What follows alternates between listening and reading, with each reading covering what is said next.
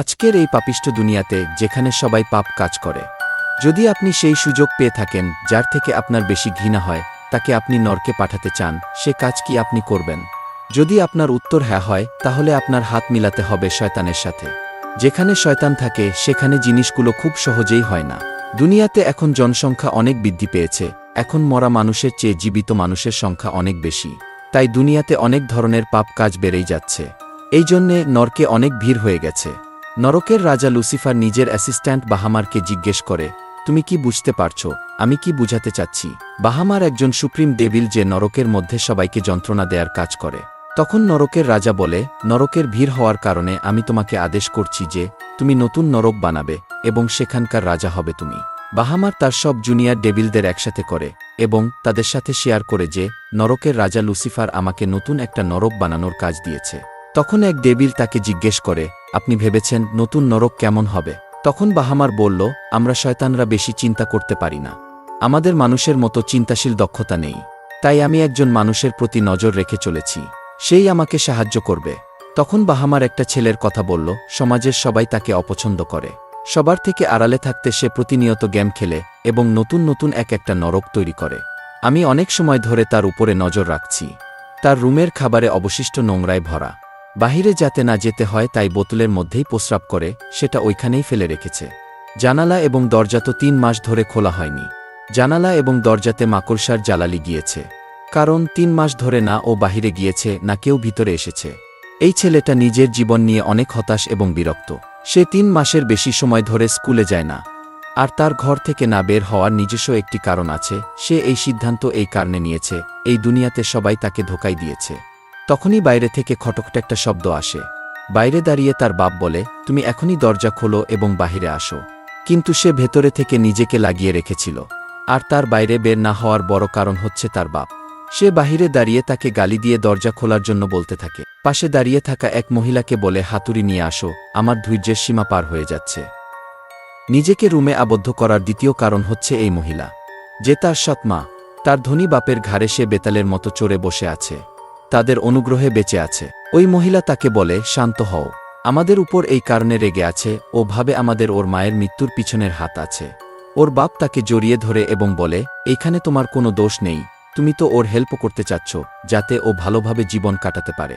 ও অনেক খারাপ ব্যবহার করে, তাও তুমি তাকে স্নেহ করো। আচ্ছা, মুড ঠিক করার জন্য চলো বাহিরে কোথাও খাবার খেতে যাই। তার ওয়াইফ তাকে জিজ্ঞেস করে, তোমার কোনো নির্দিষ্ট জায়গা পছন্দ আছে? সে বলে, আমি বিক্রমের পড়াশোনার জন্য কিছু টাকা জমা করেছি, ভাবছি ওইটা দিয়ে তোমাকে একটি পার্স কিনে দেব। শয়তানি হাসি দিয়ে বলে, কালকেই আমার একটি পার্স পছন্দ হয়েছে, চলো সেইখানে যাই। বিক্রমের নিজের রুমে বন্দি থাকার তৃতীয় কারণ তার স্কুল ছিল। 3টি ছেলেকে দেখা যায় বিক্রমের পেটে জোরে ঘুষি দিতে। বিক্রম দূরে যেয়ে পড়ে। বিক্রম হামাগুড়ি দিয়ে একটা ছেলের রজতের পায়ের সামনে এসে বলে, তুমি তো আমার ছোটবেলার বন্ধু। আরেকটা ছেলে রজতের কাঁধে হাত দিয়ে বলে, আচ্ছা, এই কারণেই তুমি পিছনে পিছনে থাকো। আরেকটা ছেলে বলে, যদি তুমি ওর সাথী হও তাহলে ওর দিকে জয়েন করতে পারো। পরিস্থিতি দেখে রজত রগে বিক্রমের মুখে লাথি মারে। রজত এরপর আবার বিক্রমকে মারতে শুরু করে। আমি তোর মতো লুজার না, আমাকে তোর সাথে মিলাবি না। বিক্রম মার খেতে খেতে বলে, তুমি ওদের সাইড কেন নিচ্ছ? তুমি তো আমার বন্ধু। আমি তোর বন্ধু ছিলাম না, আর আমি তোর মতো লুজারও না। আমি তোর সঙ্গে থাকলে তোর মতোই লুজার হয়ে যাব। তুই লুজার, ঘৃণিত কুকুরের মতো যে শুধু মার খাওয়ার ডিয়াব করে। বিক্রমের চশমা ভেঙে যায়। বাকি পুলিশ তাকে বলে, ওরে মারতে থাকো যদি তুমি ওর মতো না হতে চাও। যদি তুমি ওর বন্ধু না হও তবে ওকে মারতে থাকো।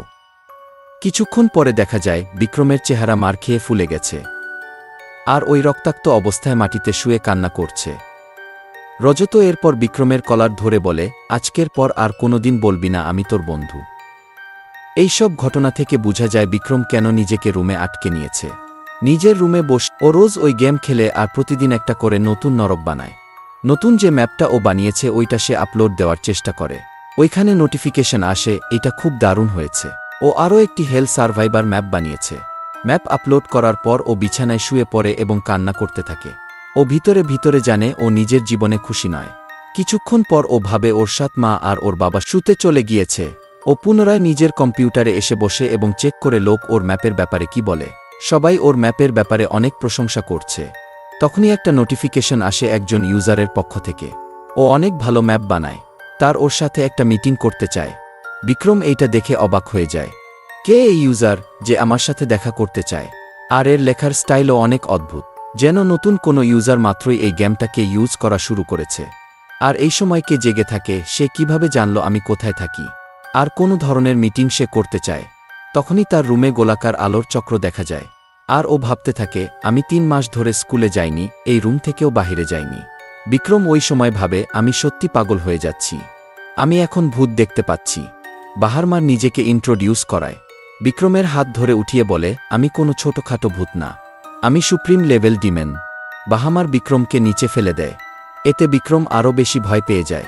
বাহামার বিক্রমকে আবার ধরে বলে, তুমি শান্ত না হলে আমি তোমার মগজ বের করে খেয়ে নিব। এটা শুনে সে কিছুটা শান্ত হয় আর একটি সোডা ক্যান ওপেন করে। বাহামার বলে, আমার কাছে তোমার জন্য একটি বিজনেস অপরচুনিটি আছে। সোডা ক্যান তাকে দেওয়ার পর জিজ্ঞেস করে, সত্যি কি এই গেমের উজার একজন ডিমন? আমি শুধু ডিমন না, আমি একজন সুপ্রিম ডিমন। বিক্রম জিজ্ঞেস করে, কি ধরনের বিজনেস অপরচুনিটি? তুমি ম্যাপ বানানোয় অনেক পারদর্শী। আমি নিজেও একটা নরকের মালিক হয়ে যাব যদি আমি একটা ভালো নরক বানাতে পারি। আর তুমি এই কাজে অনেক দক্ষ। বাহামার সোডা ক্যান নিয়ে পান করা শুরু করে। এটি বাহামারের কাছে নতুন জিনিস ছিল। বাহামারের খুব পছন্দ হয়। এর মাঝে বিক্রম বলে, তুমি কি আমার ম্যাপগুলো দেখেছিলে? তুমি এই ম্যাপ বানানোয় খুব এক্সপার্ট, কিন্তু তোমার বিশেষ কিছু জিনিস আমার খুব পছন্দ হয়েছে। যেমন এটার ভিতর অনেকগুলো ট্রেপস আছে। তুমি বাকিদেরকে আশা দেখাও যে তারা এই পথ দিয়ে বের হতে পারবে, কিন্তু তাও এক ধরনের ফাঁদ হয়। এতে প্লেয়াররা আরও বেশি ফ্রাস্ট্রেটেড হয়ে যায়। আর এই নরক থেকে বের হওয়ার কোনো রাস্তাও থাকে না। আর আমার এই ধরনেরই একটি নরকের প্রয়োজন। এত ভয়াবহ হওয়ার পরও এই নরকগুলো দেখতে অনেক সুন্দর। আমি এই নরকগুলো তাদের কথা ভেবে বানিয়েছি, যাদের থেকে আমি বদলা নিতে চাই, যারা আমাকে অনেক কষ্ট দিয়েছে। বাহামার বলে, আমার ডিল হচ্ছে, লুসিফার আমাকে একটি কাজ দিয়েছে। ও আমাকে 20তম নরকের মালিক বানিয়ে দেবে যদি আমি একটি অসাধারণ নরক বানাতে পারি। দিন দিন পাপীদের সংখ্যা বাড়ছে, যার কারণে নরকেও জায়গা কম পড়ছে।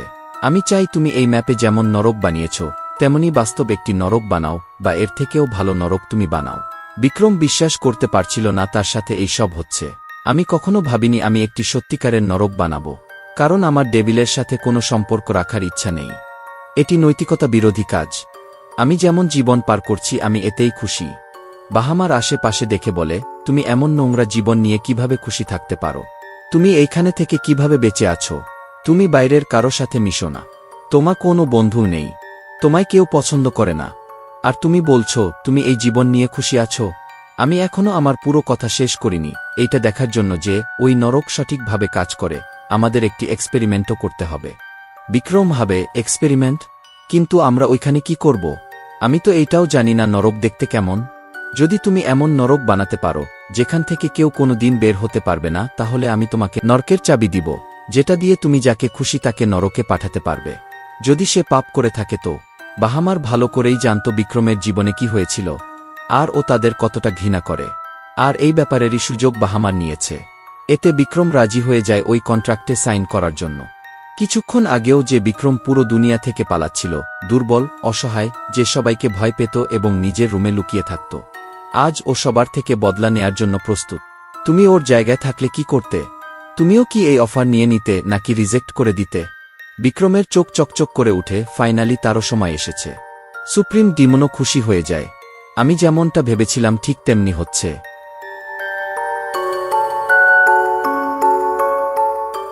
বাহামার বিক্রমকে বলে, তুমি যেমন খুশি তেমন নরক বানাতে পারো, তবে এই 2টা শর্ত তোমাকে মানতে হবে। বিক্রম জিজ্ঞেস করে, কোন 2টা শর্ত? বাহামার বলে, প্রথমে তোমাকে নরকের একটি নাম রাখতে হবে, আর এই নাম সেই নরকের মতোই হবে যে পাপের জন্য মানুষ এই নরকে আসবে। বিক্রম বলে, যেমন মিথ্যা কথা বলা, ধোঁকা দেওয়া, লোভ করা, এমন টাইপের কিছু? বাহামার বলে, তুমি খুবই বুদ্ধিমান। হ্যাঁ, এমনই কিছু। আর হ্যাঁ, লোভ ও মিথ্যা নরক আগে থেকেই আছে, তাই তোমাকে এখন নতুন কিছু চিন্তা করতে হবে। আর দ্বিতীয় শর্ত, নরকের মানি হচ্ছে যে পাপ করে নরকে যাবে সে অনন্তকাল পর্যন্ত নরকে থাকবে, ওইখান থেকে বের হওয়ার কোনো রাস্তা থাকবে না। আর যদি কেউ ওই নরক থেকে বের হতে পারে, তার শাস্তি স্বরূপ ওই নরকের মালিক মারা যাবে। বিক্রম বলে, আমি যদি এমন কোনো পথ রেখে দেই যেখান থেকে মানুষ বের হয়ে আসতে পারবে ওই নরক থেকে, তাহলে কি তুমি মারা যাবে? বাহামার বলে, হ্যাঁ একদম, তবে আমি মরে গেলে কোনো সমস্যা নেই, আমি মরার আগে তোমার আত্মাকে ধ্বংস করে দিয়ে যাব। বিক্রম ভাবে এই মনস্টার খুবই ভয়ানক, কেমন সব ভয়ানক ভয়ানক কথা বলছে। বাহামার বিক্রমকে সেই প্রোগ্রামিং দেয় যা দিয়ে সে নরক বানাতে পারে। বাহামার চুটকি বাজানোর সাথে সাথেই তার বাড়ির উপর রেড লাইটনিং শুরু হয়, যাতে মনে হচ্ছিল যে নরক এখানে এসে পড়েছে। বিক্রমের কম্পিউটারের মনিটর থেকে বিদ্যুৎ বের হয়ে আসছিল এবং লাল লাইটনিং এর ধারা দেখা যাচ্ছিল। এরপর বিক্রম তার মনিটর স্ক্রিনে দেখতে পায় ছোট ছোট ডেভিলেরা তার নরক তৈরি করছে। বাহামার বলে, তুমি এই কম্পিউটারের ভিতরে যেভাবে যেভাবে নরক বানাবে, বাস্তবে আমার সেবকেরা সেইভাবে অরিজিনালি নরক তৈরি করে দেবে। এরপর আমরা স্ক্রিনে একটি বোর্ড দেখতে পাই যেখানে লেখা আছে বাহামারের নিগরানিতে এইখানে কনস্ট্রাকশন চলছে। আর আমরা দূরে বাহামারকে দেখতে পাই যে ছাতার নিচে বসে কোল্ড ড্রিঙ্কস পান করছিল। আর আমরা পরবর্তী সিনে দেখতে পাই যে ছোট ছোট মিনিয়ন্সরা নরক তৈরি করছে, আর তাদের মধ্যে একজন লিডার আছে যে সবকিছু নিগরানি করছিল। তখনই বিক্রম তার নিজের কম্পিউটারে নরকের কোনো ম্যাপ তৈরি করছিল। তখনই ওই ছোট ছোট মিনিয়ন্সরা খুশি মনে ওই নরক তৈরি করছিল। সব করতে করতে 7 দিন 14 ঘন্টা এবং 20 মিনিট পার হয়ে যায়। বিক্রম খুব খুশি মনে এই কাজ করছিল, কারণ সে বহুদিন ধরে এই ধরনের নরকই তৈরি করছিল। এখন এই নরক তৈরি করার বিপরীতে সে একটি পুরস্কারও পাবে। বিক্রমের ভেতরে তার কাছের মানুষের জন্য ঘৃণা ভর্তি ছিল। এতদিন পর্যন্ত সে না ঘুমিয়ে মতো খাওয়া দাওয়া না করে না থেমে ঘন্টার পর ঘন্টা এই কাজ করে গেছে। সে শুধু অপেক্ষায় ছিল কখন সে তার শত্রুদের থেকে বদলা নিতে পারবে। বাহামার এই কাজ দেখে খুব খুশি ছিল, সে সঠিক মানুষকে বাছাই করেছে। সময় পর বিক্রম বলে, আমার কাজ শেষ হয়ে গেছে। আমার বলে, তুমি আমার ধারণার থেকেও খুব দ্রুত কাজ করেছো। আমার তাকে একটি কথা জিজ্ঞেস করে যে এই নরকের নাম কি হবে। বিক্রম বলে, এর নাম হবে ধোকা, হবে ধোকার নরক। যারা ধোকা দিবে তাদেরকে এই নরকে পাঠানো হবে। তারপর তারা দুজন ডিসাইড করে যে তারা এটার টেস্টিং চালাবে। বিক্রম এবার নিজের রুম থেকে বের হয় এবং তার সামনে স্টেপ মাদার বসেছিল। বাইরে এসে দেখে যে তার স্টেপ মম কি করছে। দেখে তার স্টেপ মম বাহিরে বসে তার মোবাইলে কিছু একটা দেখছিল। বিক্রমের চেহারায় আমরা দেখতে পাই অদ্ভুত ধরনের পরিবর্তন, বদলা নেওয়ার জন্য পুরোপুরি তৈরি। বাহামার বিক্রমকে বলে, এই নরকে মানুষকে পাঠানোর জন্য একটা কন্ডিশন হচ্ছে, তুমি যে নরকের নাম দিয়েছো ধরনের পাপী মানুষকে করতে হবে। আর এটা তখনই কাজ করবে যখন এই নরক বানানোর পর সে ওই ধরনের পাপ করেছে। কিন্তু নরক বানানোর পূর্বে যদি সে পাপ করে থাকে তবে এই চাবি অ্যাক্টিভেট হবে না, আর সে নরকেও যাবে না। আমি ভিডিও শুরুতেই বলেছি যে যেখানে ডেভিল থাকে সেখানে কাজগুলো খুব ইজি হয় না। বিক্রমের চাবি রেসপন্স করছিল না, কারণ তার নরক তৈরি হওয়ার মাত্র 1 ঘন্টায় পূরণ হয়েছে। আর এর ভিতরে তার স্টেপ মাদার এমন কোনো পাপ করেনি যার জন্য সে বিক্রমের নরকে যেতে পারে। স্টেপ মাদার বিক্রমকে বলে, তুমি তোমার রুম থেকে কেন বের হয়েছ? তোমার থেকে দুর্গন্ধ আসছে, যাও গোসল করে নাও আর নিজের রুমে যে আবার বন্দি হয়ে যাও। তুমি একদমই তোমার মায়ের মতো। সে তার নিজের টেবিলের উপরে রাখা পার্স ব্যাগের ছবি তোলে এবং কাউকে পাঠিয়ে দেয়। সে বিক্রমের দিকে বিন্দুমাত্র খেয়ালও দিচ্ছিল না। বিক্রম এটা দেখে বিরক্ত হয়ে যায় যে তার চাবি কাজ করছে না। এরপর আমরা পাস্ট সিন দেখতে পাই যে বিক্রমের মা কোথায় গিয়েছে এবং তার সাথে কি হয়েছিল। বিক্রমের মা একটি গরিব পরিবার থেকে ছিল, কিন্তু তার বিয়ে একটি ধনী পরিবারে হয়েছে। তার শাশুড়ি সবসময় তার উপর অত্যাচার করত, কিন্তু বিক্রমের মা সবসময় স্মাইল করত, যাতে করে সে তার নিজের ছেলেকে খুশি রাখতে পারে। তার বাবা প্রতিদিন মাতাল অবস্থায় বাড়ি ফিরত এবং তার মায়ের উপর অত্যাচার করত। মাঝে মাঝে তার চেহারায় মারের দাগও দেখা যেত। বিক্রম অনেক সময় তার নিজের কান বন্ধ করে নিত যাতে তাকে এসব শুনতে না হয়। ফাইনালি একদিন বিক্রমের বাবা তার মাকে বাড়ি থেকে বের করে দেয়, এই জন্য না যে সে কিছু করেছিল, এই জন্য যে সে অন্য একজনের প্রতি আকৃষ্ট হয়ে পড়েছিল। ওই টাইম বিক্রমের পায়ে আঘাত লেগেছিল। সে ওইখানে আসে এবং শুনতে পায় যে এখন তার সৎ মা সে কারোর সাথে ফোনে কথা বলছে এবং তার লাইফ কতটা আরামের হয়ে গেছে এবং সে দামি দামি গিফট পাচ্ছে। আর বিক্রমের যে বাবা আছে সে কতটা বোকা। সে বিক্রমকে দেখে বলে যে নিজের মুখ বন্ধ রাখবে, এসব কথা কাউকে বলবে না, না হলে তোমাকেও তোমার মায়ের মতো বাড়ি থেকে বের করে দেব। আমরা এখন প্রেজেন্ট সিন দেখতে পাই যেখানে এই মহিলা বিক্রমের উপর চিৎকার করছে যে তুমি নিজের রুম থেকে বাইরে কেন এসেছো। বিক্রম এবার তাকে জিজ্ঞেস করে, আমি জানি তুমি এই বাড়ি ছেড়ে যেতে চাও। তার মা জিজ্ঞেস করে যে এইসবের মানে কি? আমি জানি তুমি আমার বাবাকে ভালোবাসো না, তুমি শুধু তার টাকার জন্য তার পিছনে পড়ে আছো। তো এবার হাসতে হাসতে বলে যে তোমার মতো ফকিরের কাছে কি আছে যে আমি নিতে পারি? আমার যখন যেটা প্রয়োজন আমি নিয়ে নিব, আমি এখানে সবকিছুই পাচ্ছি। আমার জাস্ট একবার বলার প্রয়োজন আর আমি সবকিছু পেয়ে যাই। আমার বাবা আমার পড়াশোনার জন্য 1 কোটির মতো বাঁচিয়ে রেখেছে। তুমি যদি চাও আমি সেই টাকা তোমাকে দিতে পারি। আর তোমার যদি বিশ্বাস না হয় আমি তা দেখাতেও পারি। এই টাকা দিয়ে তুমি পুরো জীবন ভালোভাবে কাটিয়ে দিতে পারবে। তার চোখে লোভ চকচক করে ওঠে। সে ভাবে এ কি সত্যিই জানে যে ওই টাকা কোথায় রাখা আছে।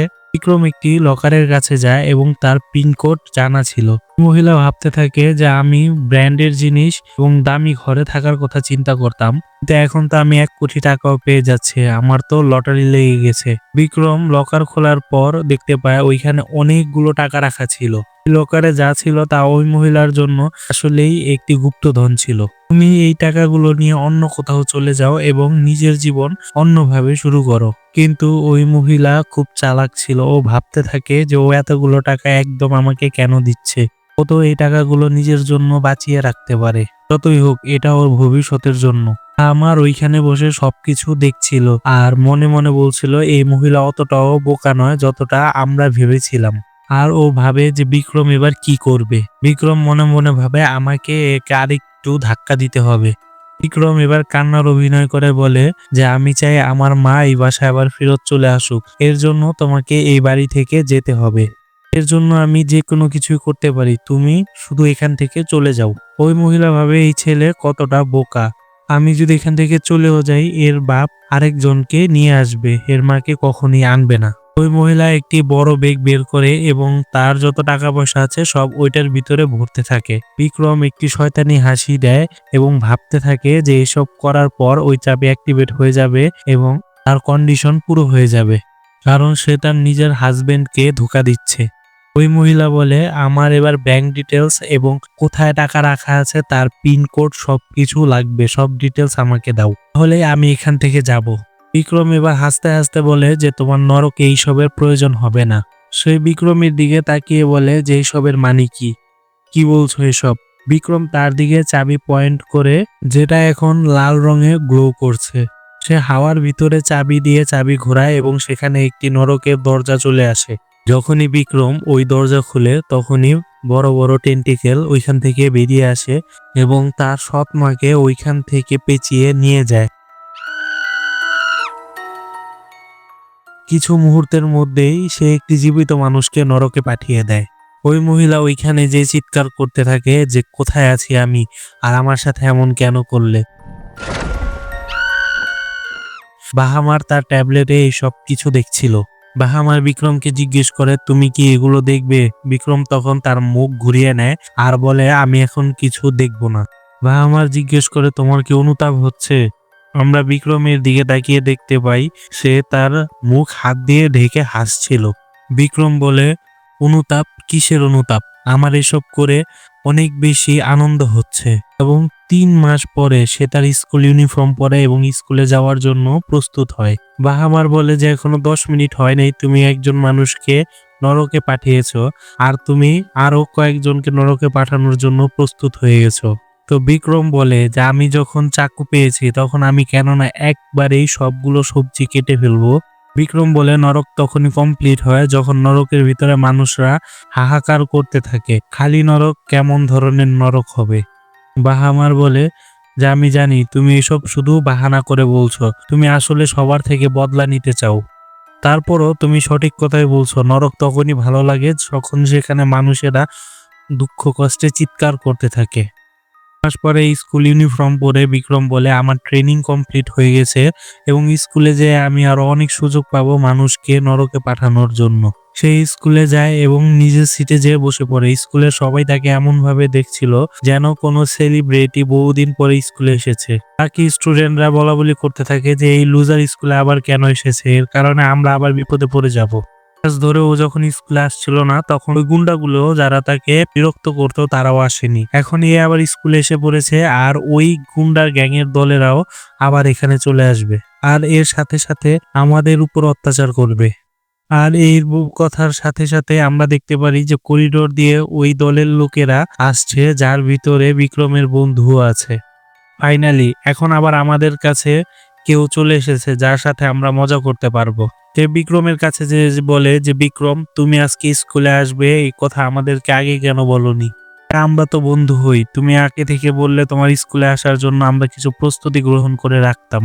বিল তার পাশে দাঁড়িয়ে বলে, তুমি তো স্কুলে অনেক পপুলার। কিন্তু বিক্রম কারো কথায় মনোযোগ না দিয়ে তার ক্লাসের জন্য প্রিপেয়ার হতে থাকে। তার বেস্ট ফ্রেন্ড তার বই খাতাগুলো টেবিল থেকে ফেলে দেয় এবং বলে, পূর্ব লড়াইয়ের পর আমার চেহারায় যে দাগ পড়েছিল সেটা বহু কষ্টে গিয়েছে।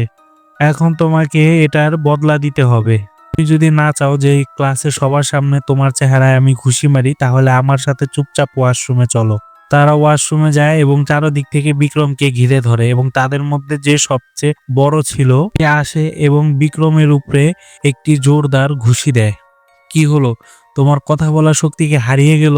তুমি জবাব দিচ্ছ না কেন?